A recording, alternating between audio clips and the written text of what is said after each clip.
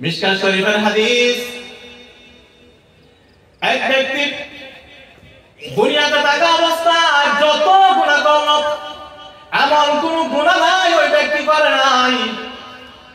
গুনাহ করতে করতে যখন নাকি বৃদ্ধ হয়ে গেল, বৃদ্ধ হওয়ার পর এমনি ভিতরের মধ্যে ভয়, আহারে এত গুনাহ করলাম, এখন যদি আমি জমিন থেকে বিদায় নেই আমার মালিক না জানি আমাকে কোথায় জাহান্নামে দিয়ে দেয়। এমনি যখন নাকি ওই লোকটার ভিতরে ভয়, যখন ওই লোকটার ভিতরে ভয় চলে আসে, ভয় আসার পর এমনি তার সন্তানকে ডাক দেব, সন্তান আমি বাবার সামনে আয়। সন্তানকে যখন নাকি ডাকতেছে, ডাকার পর সন্তানরা যখন নাকি ওই ব্যক্তির সামনে চলে আসলো, সামনে আসার পর ওই ব্যক্তি ডাকতে বলে, সন্তান আমি বাবা এমন কোন গুনাহ করি নাই যে গুনাহটা আমি তোদের বাবা করি নাই। আজকে আমি যদি বিদায় নেই, না জানি আল্লাহ আমাকে জাহান্নামে দেয় কিনা। আরে সন্তান, আমি যখন বিদায় হয়ে যাব, দুনিয়া থেকে যখন আমি বিদায় নিয়ে নিব, বিদায় নেওয়ার পর আমার লাশটাকে তোমরা আগুন দ্বারা জ্বালিয়ে দিবা। আমার লাশটাকে আগুন দিয়ে জ্বালানোর পর আমি এক লাশটাকে একদম দুভাগ করে নিবা। দুই ভাগ করার পর একটা ভাগ বাতাসের মধ্যে দিবা, পাহাড়ের উপরে বাতাসের মধ্যে ওটা ছিটাইয়া দিয়ে দিবা, আর একটা অংশ সাগরের মধ্যে ছিটাইয়া দিবা।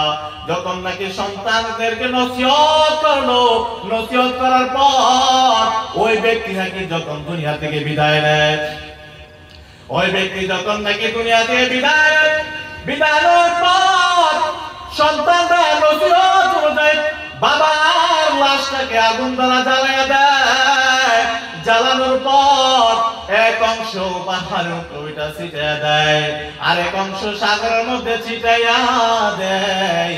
ছিটানোর পর যখন নাকি ওই ব্যক্তিটা যখন নাকি ওই কবরে চলে গেল, আমরা আল্লাহ রাব্বুল আলামিন ডাকতে বলে, আল্লাহ রাব্বুল আলামিন বাতাসকে দিয়ে দেয়, বাতাস সাগরকে ডাক দেয়, সাগর ওই ব্যক্তির ছাইগুলা তোমরা একত্রিত করে দাও।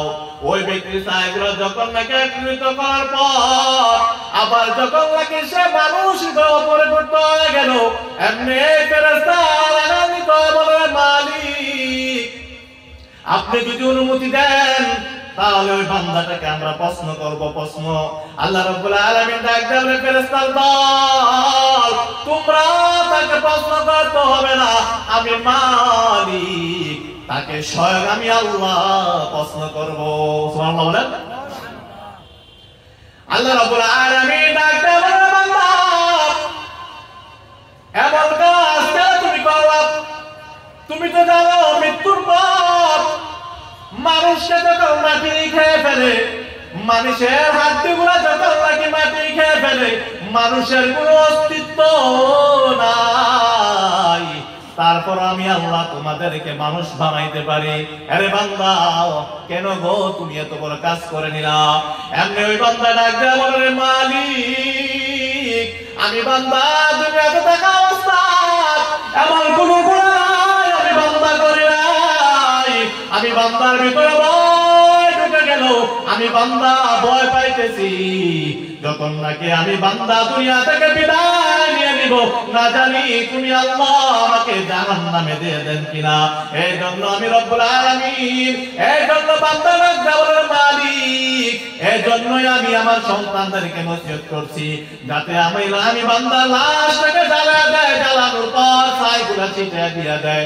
ওগো রব্বুল আলামিন আমি যাই করছি না কেন রে মালিক, সবগুলা করছি একমাত্র তোমার ভয়ে, তোমার ভয়ে, তোমার ভয় অন্তর নেওয়ার পর যখন নাকি ভাবলাম দুনিয়াতে থাকা অবস্থায় গুনার কারণে আমার হাত নাফা, গুনার কারণে আমার পা নাফা, গুনার কারণে আমার জিহ্বা নাফা, গুনার কারণে আমার অন্তর নাফা, এত গুনাহ করার পর জান্নাতে যেতে পারবো না।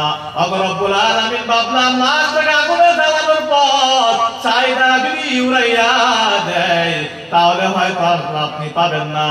রব্বুল আলামিন অন্তরের মধ্যে একটা মাত্র উদ্দেশ্য ছিল তোমার ভয়, তোমার ভয় অন্তর ঢুকানোর পর এই কাজ করলাম। আল্লাহ রব্বুল আলামিন ডাকতে বলে বান্দা তুই যখন মালিকের ভয় অন্তরে ঢুকাইয়া এত বড় কাজ করলে আমি মালিক ঘোষণা দেই তোর জীবনের সমস্ত গুনাহ মাফ করে তোকে জান্নাতে দিয়ে দিলাম।